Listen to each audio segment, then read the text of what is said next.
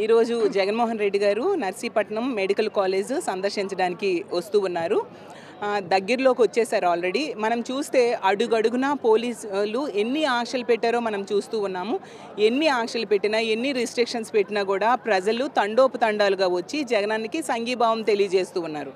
ఎందుకంటే ఈరోజు జగనన్న ఇక్కడ ప్రభుత్వ మెడికల్ కాలేజు సగం నిర్మాణం పూర్తయి ఉంది అనేసి ప్రపంచానికి తెలియజేయడానికి వస్తూ ఉన్నారు. కాబట్టి దాన్ని చూసి కూటమి ప్రభుత్వంలో నాయకులు భయపడిపోతూ ఉన్నారు. జగనన్నను చూసి వణికిపోతూ ఉన్నారు.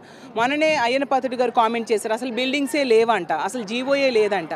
మరి ఇప్పుడు ఈ కనిపిస్తున్న బిల్డింగ్స్ అన్నీ ఏంటి? జగనన్న కట్టినవే కదా. జగనన్న 17 మెడికల్ కాలేజీలు కట్టడానికి సంకల్పించడం జరిగింది. అందులో 5 మెడికల్ కాలేజీలు ఆల్రెడీ ప్రారంభించడం జరిగింది. అతను ముఖ్యమంత్రి అయినాక తీసుకుంటే 2024 ఎన్నికలైన వెంటనే పాడేరు మెడికల్ కాలేజ్ కూడా ప్రారంభించడం జరిగింది.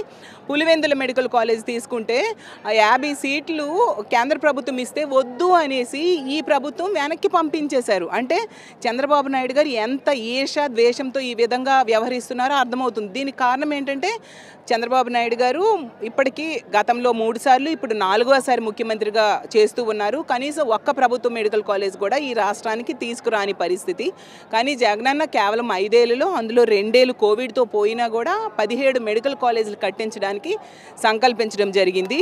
కాబట్టి జగనన్నకి మంచి పేరు వచ్చేస్తుంది అని ఒక దుర్మార్గకరమైన ఆలోచనతో ఈ పీపీపీ మోడ్లో ప్రైవేటైజేషన్కి పూనుకోవడం జరిగింది. దీన్ని మేమందరం తీవ్రంగా ఖండిస్తూ ఉన్నాము. ప్రభుత్వ మెడికల్ కాలేజీలు ప్రభుత్వమే కట్టాలి. వీళ్ళు వీకెండ్లో విహారయాత్రలకి వెళ్తూ ఉన్నారు. స్పెషల్ ఫ్లైట్స్ వేసుకొని హైదరాబాదు, వేరే వేరే ప్రాంతాలకు వెళ్తూ ఉన్నారు. ఆ డబ్బులు ఖర్చు తగ్గించుకుంటే ఖచ్చితంగా ఈ ప్రభుత్వ మెడికల్ కాలేజీలన్నీ కూడా కట్టించేయచ్చు. అంతేకాకుండా జగనన్న తీసుకుంటే తన ముఖ్యమంత్రిగా ఉన్న కాలంలోనే ఈ 17 మెడికల్ కాలేజీల నిర్మాణం పూర్తవడానికి కావాల్సిన నిధులను కూడా నాబార్డు నుంచి అవ్వచ్చు, సెంట్రల్ గవర్నమెంట్ నుంచి అవ్వచ్చు, అతను అవన్నీ కూడా ప్లాన్ చేసుకొని ఆ నిధులు ఏ విధంగా ఏర్పాటు చేయాలి అనేది ఆలోచన చేసి నిర్ణయించుకొని ఉన్నారు. అంటే వీళ్ళు అన్ని అబద్ధాలు చెప్పి ప్రజలను మభ్యపెడుతూ ఈ ప్రైవేటైజేషన్ పూనుకుంటూ ఉన్నారు.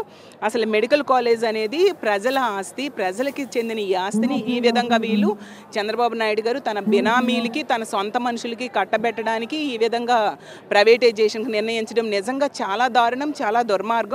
వైద్యం అనేది ఖచ్చితంగా ప్రభుత్వమే ఇవ్వాల్సిన అవసరం ఉంది. అలాంటి వైద్యాన్ని ఈరోజు ప్రైవేట్ పరం చేయడానికి సంకల్పిస్తున్నారంటే ఎంత దుర్మార్గమైన నాయకుడు చంద్రబాబు నాయుడు గారు అనేది మనం అర్థం చేసుకోవచ్చు. కాబట్టి ఎప్పటికైనా ప్రభుత్వ మెడికల్ కాలేజీలు ప్రభుత్వమే కట్టాల్సిన అవసరం ఉంది. చంద్రబాబు నాయుడు గారికి ఇప్పుడు నకిలీ మద్యం తయారు చేయించడంలో ఉండే శ్రద్ధ ప్రభుత్వ మెడికల్ కాలేజీల నిర్మాణం మీద లేని పరిస్థితి అర్థమవుతుంది. జగనన్న వైద్యం కోసం ఆలోచిస్తే చంద్రబాబు నాయుడు గారు మద్యం కోసం ఆలోచిస్తూ ఉండే పరిస్థితి ఈరోజు ఈ రాష్ట్రంలో ఉంది.